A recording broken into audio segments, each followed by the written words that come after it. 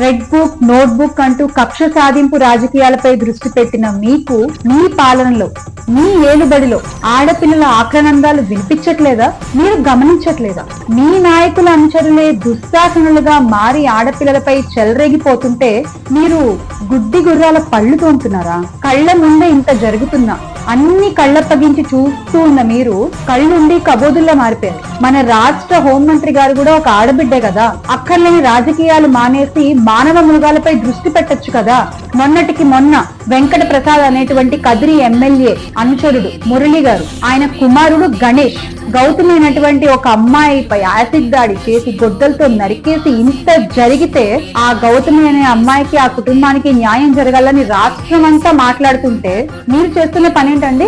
రాజీ కుదర్చడానికి విశ్వ ప్రయత్నాలు చేస్తున్నారు. ఇదేనా మీ రాజకీయం? ఇదేనా సార్ మీ స్టైల్ ఆఫ్ రాజకీయం? ఆడపిల్లల ఒంటి మీద చెయ్యి పడితే తక్షణమే తల నరికేటువంటి ప్రత్యేక చట్టాలు తీసుకొస్తానని మాట్లాడిన పెద్ద మనుషులు ప్రత్యేక పూజలు చేస్తున్నారు గాని ప్రత్యేక చట్టాల కోసం సార్ ప్రత్యేక చట్టాలు అక్కర్లా. తప్పు చేసిన వాడిని చట్టపరంగా ఈ రోజున శిక్షించండి చాలు. అందుకే నేను చెప్తున్నా, మళ్ళీ ఆంధ్రప్రదేశ్ గొప్పగా మారాలంటే అది జగనన్నతోనే సాధ్యం అని. Make Andhra great again with Jagan anna. I believe this. జై జగన్.